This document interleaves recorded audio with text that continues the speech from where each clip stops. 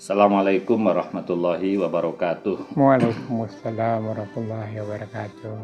Teman-temanku dimanapun Anda berada, saya sebagai konsultan mediator konflik keluarga sering ditanya oleh beberapa orang tentang bagaimana cara pernikahan adat. Salah satunya adalah adat Melayu nih Pak Haji. Iya. Untuk teman-teman perlu saya perkenalkan dulu, ini Bapak Haji Makmur Ismail. Beliau ini dulu pernah jadi ketua LAM ya, Lembaga Adat Melayu. Langsung aja Pak Haji, kalau ada orang nak nikah dengan orang Melayu, di Pariaman tuh kan perempuan melamar laki-laki. Kalau di Melayu gimana itu?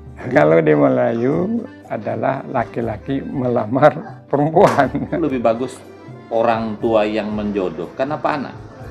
Sebenarnya di sini itu ada bahasa Melayu ini merisik katanya. Merisik artinya tentu bermula daripada anak mengabarkan kepada orang tua bahwa dia berkenan dengan si Fulan, si perempuan itu sendiri. Nah, kemudian dalam hal ini adat Melayu itu tidak boleh orang tua itu sendiri yang datang merisik. Harus ada pihak orang lain yang dipercayai oleh orang tua tadi. Keluarga terdekat atau kawan terdekat. Anggaplah saya pengantin laki-laki. Itu yang datang kepada pihak perempuan, itu bukan orang tua saya? Bukan orang tuanya sendiri. Oh, berarti keluarga? Keluarga, atau orang yang teman, ada orang percaya. Atau orang juga bukan laki-lakinya itu sendiri? Bukan. Itu bukan lamaran ya? Bukan lamaran, merisi. Setelah balik daripada merisi itu, orang yang ditugaskan pergi merisi itu memberi laporan kepada orang tua, bla bla bla bla bla, ini hasilnya dan sebagainya. Nah, kalau di Melayu itu ada nggak keterlibatan keluarga dalam menentukan jodoh anak? Itu jelas dari pihak perempuan khususnya ya. Iya, perempuan. Setelah mendapat istilahnya tamu atau merisik dari pihak laki-laki. Oh, jadi perempuan, keluarga perempuan ikut menentukan? Ikut menentukan. Nah, itu lebih pada pihak ibu atau pihak bapak? Di sinilah letaknya keragaman orang kita Melayu itu, kedua-duanya lebih berperan. Ya, pihak bapak iya, pihak ibu iya. Ibu berarti sama ya? Sama. Oh itu. Tapi umumnya berarti kalau anak sudah mau sama mau, kalau keluarga ini tak setuju, bisa mentah tak? Bisa saja mentah. Bisa saja mentah. Berarti peran keluarga menentukan juga? Peran keluarga menentukan juga. Apa biasanya itu Pak yang menjadikan ukuran keluarga bahwa itu mau dapat calon menantu laki-laki yang baik biasanya? Biasanya kita itu pertama dilihat dari nasabnya. Nasab Pihak laki-laki. Si A ini atau calon ini siapa orang tuanya, turunannya mulai dari atas, mulai datuk sampai neneknya siapa. Gitu. Oh, dilihat. Nah, kemudian keberadaannya, sosial budayanya itu sendiri. Ya mau tidak mau, artinya ekonominya, kebiasaan, ya, sosial budaya termasuk akhlak, tingkah laku, agama betul. Agama itu oleh Melayu dilihat ya? Sangat dilihat. Terus kabarnya kalau Melayu umumnya jarang mengizinkan anaknya nikah dengan non Muslim ya? Itu jelas ya? Itu selalu dibatasi. Karena Islam adalah Melayu adalah Islam. Tidak ada non-Muslim itu yang Melayu, kira-kira gitu. Berarti agama menjadi ukuran. Iya. Apa yang dikatakan orang Melayu itu, yang namanya Melayu itu berarti Islam. Perdana Menteri Malaysia, semua yang beragama Islam di Malaysia Melayu. Nah, orang Padang. Iya, biasa Melayu. Berarti agama menjadi ukuran. Ketika hantaran itu, okelah, karena anggaplah merisi sudah saling sepakat. Itu hantaran diberikan saat lamaran apa ketika akad nikah? Saat lamaran biasanya. Saat lamaran. Terus orang yang ngelamar itu Pak Haji, siapa aja tuh? Yang melamar itu tadi orang yang diberi tugas oleh orang tua laki. Dan kemudian ditambah dengan orang yang mengerti agama, orang yang terpandang di kampungnya itu, ada di tempatnya itu. Orang tua belum terlibat dalam lamaran? Belum terlibat lagi dalam lamaran. Jadi lamaran itu pun orang tua belum terlibat? Belum terlibat. Pengantinnya gimana? Laki-lakinya belum? Belum. Oh, berarti pengantin dan orang tua belum terlibat? Belum terlibat. Berarti ketika itu tidak ada istilah tukar cincin? Belum lagi sebenarnya. Terus apa biasanya antaran yang... Nah, kemudian gini, karena adat Melayu itu namanya adat bersendikan syarak, syarak bersendikan kitabullah. Nah, berarti agama diikuti, adat diikuti. Iya. Nah, kemudian referensinya karena daripada sejarah anak Nabi Adam, terutama yang terkenal Qabil dan Habil, di mana di situ Qabil saudara perempuannya, saudara kembarnya adalah apa nih? Iklima kan. Kemudian saudara kembar daripada Habil adalah Luda. Ya, betul. Di mana kita ketahui dalam sejarah Iklima ini seorang anak atau putri daripada Adam dan Hawa itu yang lebih cantik daripada Luda. Iya kan? Nah, disinilah ada kontradiksinya di dalam perjalanan itu sendiri. Dan kemudian tentu sebagai orang tua waktu Adam dan Hawa ingin anaknya ini macam mana kita jodohkan. Jadi dari Adam dan Hawa ini berarti dari puncak inilah yang dinamakan merisik. Jadi Adam dan Hawa itu berundinglah. Bagaimana ya kita ngawinkan anak kita. Nah, kemudian kita silangkan aja lah. Qabil dengan saudaranya, adiknya Luda. Ya, betul. Nah, karena ini yang perlu kita silangkan, yang perlu kita sepakati. Nah, itu yang mengawali, dia kata, disitulah merisi. Nah, itu yang mengawal, dari itu referensi adat Melayu yang dinamakan merisi. Jadi kalau lamaran tadi itu setelah merisi? Setelah merisi. Oke, biasanya apa yang dibawa Pak dalam lamaran? Nah, dalam lamaran mereferensi dari kejadian ini, kita maklum kan antara Qabil dan Habil ini, kalau Qabil ini dia seorang petani ya, istilah gitu kalau salah ceritanya, dan kemudian Habil ini seorang peternak. Petani. Dan di sinilah dalam sejarah mencerminkan kejujuran dan kemudian mencerminkan keikhlasan yang kita dapat. Maka itu referensi budaya Melayu di sini. Jadi oleh karena Qabil ini agak sedikit agak sedikit curang. Ya. Maka dibuatlah lamaran itu di situ waktu itu. Masukkanlah gandum atau apa yang petaninya itu yang agak sudah agak ini busuk, sudah luar kuasa untuk menjadi hantaran. Dan kemudian Qabil ini tidak, dia berikan atau hantarannya itu seekor ternak yang gemuk. Berarti kalau gitu Pak, dalam adat Melayu hantaran itu disesuaikan dengan profesi laki-laki? Betul, sesuai dengan profesi. Tidak juga sekarang profesi laki-laki, tapi disesuai dengan lingkungan karena mayoritasnya sekarang. Oleh karena hantaran dalam sekarang sudah menjadi adat budaya, di situ ada bermacam-macam. Nah, tidak saja harus profesinya, tidak sebenarnya. Berarti keadaan ekonominya juga, dan kemudian lingkungan di daerah itu juga. Kalau era modern lah, Pak Ji. Kalau dulu kan mungkin dia peternak segala macam. Kalau pantasnya dalam lamaran tuh, kalau diuangkan, standar bukan miskin. Kalau diuangkan 50 juta cukup tak? Kalau diuangkan dalam kondisi sekarang ini bisa tidak cukup lah saya kira. Karena biasanya di antara itu banyak peranak pendidiknya seperti perangkat perempuan itu sendiri. Perangkat perempuan, mulai sepatu, baju segala macam. Berarti kalau gitu, kalau orang biasa ya 100 juta lah. 100 juta relatif lah.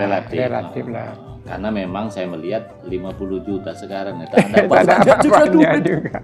Betul Pak Ji? Betul. Tapi kalau di sini katakanlah hantaran 100 juta tuh tuntas. Kan kalau tempat lain harus bawa lemari dulu kan. Oh, tidak. Nada. Tak ada. Karena ada tempat lain kan Bapak paham juga ya. Iya. Nanti hantaran beda, nanti menjelang akad nikah kan Iya, tahu. iya. Lemari, kasur gitu kan. Berarti kalau Melayu tidak ya? Tidak. Oh, anggaplah tuntas 100 juta itu. Ketika lamaran anggaplah total 100 juta. Itu kan untuk pengantin segala macam. Terus biaya pesta, apakah sudah masuk itu atau beda? Beda. Berarti sama dengan Sumatera Selatan. Beda. 2 kali keluar modal. Iya. Kalau lamaran itu kan fokus untuk anak wanitanya, betul kan? Mulai baju segala macam tadi, emas lah. Tapi kalau untuk pesta beda.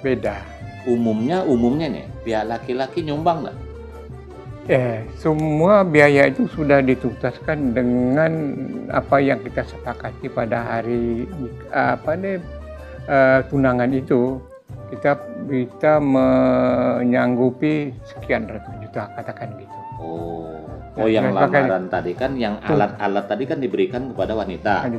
Juga sekaligus dibicarakan biaya pesta. Oh, berarti ada double biaya. Ada double biaya. Kemudian dalam kita bicara pesta, artinya di sini yang terlibat langsung jelas wewenang penuh adalah pihak laki-laki, tapi tidak tutup kemungkinan juga pihak perempuan mengeluarkan biaya juga.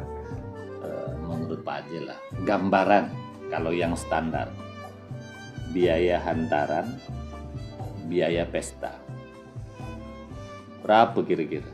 Sekedar gambaran normalnya 150 juta kan?